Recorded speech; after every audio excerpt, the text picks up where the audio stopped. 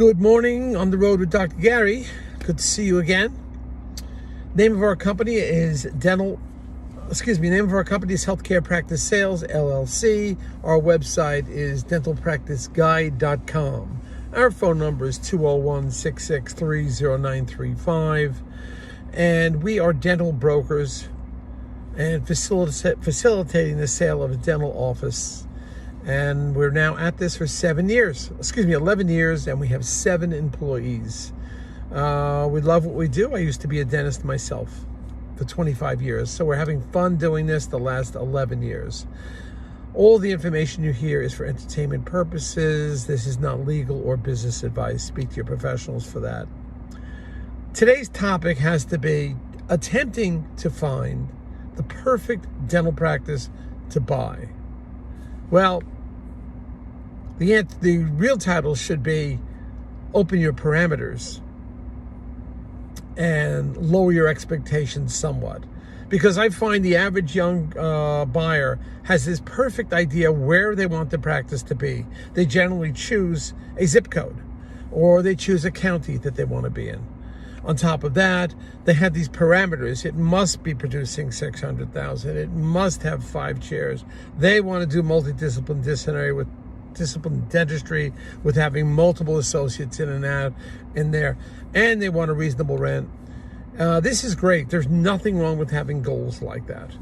However, you're going to find in this business, in the end, you will widen your parameter, lower some of your expectations. It doesn't mean that you can't find the perfect practice someday, somewhere, but the amount of time you're going to have to wait to find that, you'll lose so many great opportunities. You're far better off buying an adequate practice that meets many of your expectations, and then continue to look for a second one that is that beautiful, perfect, everything you thought it would be practice.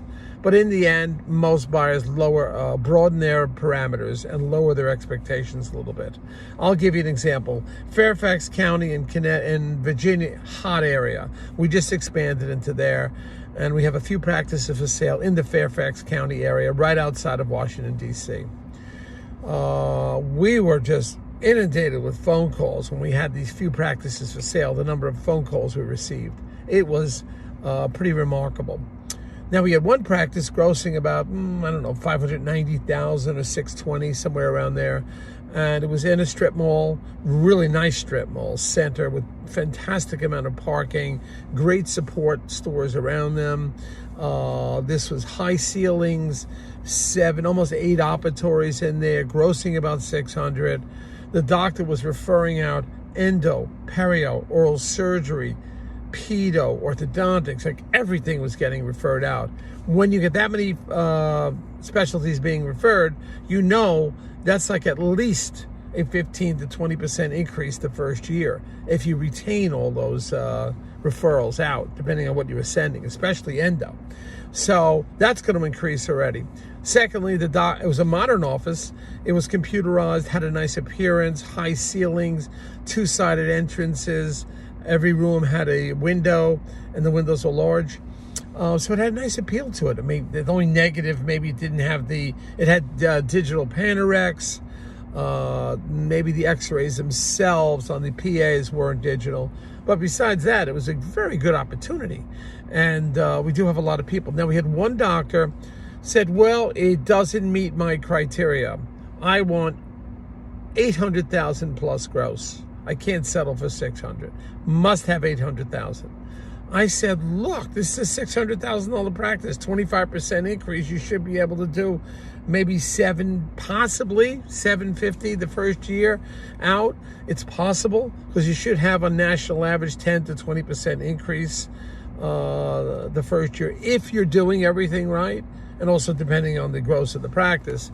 $1 million plus practice is hard to increase it 20% the first year, although it can be done. A lower grossing practice is probably doing a few things wrong, and you can increase that gross also, but on the higher scale. That's just an average. It changes with everybody depending on how much effort you want to put in. But I said to them, well, it's a $600,000 practice. You should be doing $700,000 plus the next year, within the next year. No, it doesn't meet my criteria.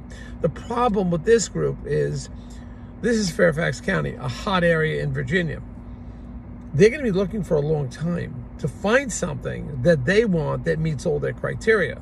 Because once you start grossing over $1 million, $1.5 million, then all the private equity DSO groups come in and they buy it and they're going to outbid you.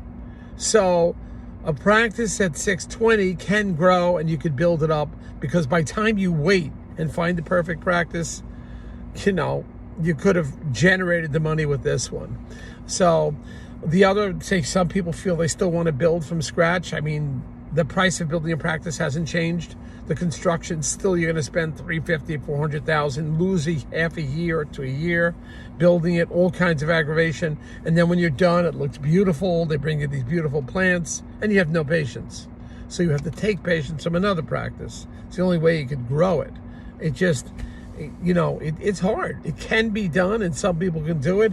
If you're in a right geographic area that there's a shortage of dentists and an increase in population, yes, possibly through demographics you could do it. But there's so many practices that are still available. You're far better off buying one of those and renovating it the way you want. Do not fall into the trap that you must have the perfect practice.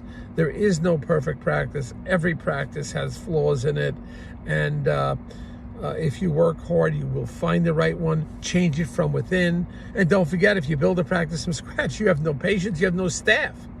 And it's hard to get staff right now. We're in March of 2021. So that's hard. So just think that you've got to be flexible. You've got to increase your parameters, broaden your parameters so that you can find the right practice, or else you'll waste so much time waiting and waiting. And giving me, some of them come in and say, I have to be 20 minutes from my house. Oh, okay, yeah. That limits what I could find for you. How long are you willing to wait? It has to be 20 minutes driving distance. I don't want to drive. I have to be near my children. I understand that, but it could be hard to find that. So you've got to think and be flexible, all right? Have fun out there every day. We'll see you. Signing off. Dr. Gary, thank you.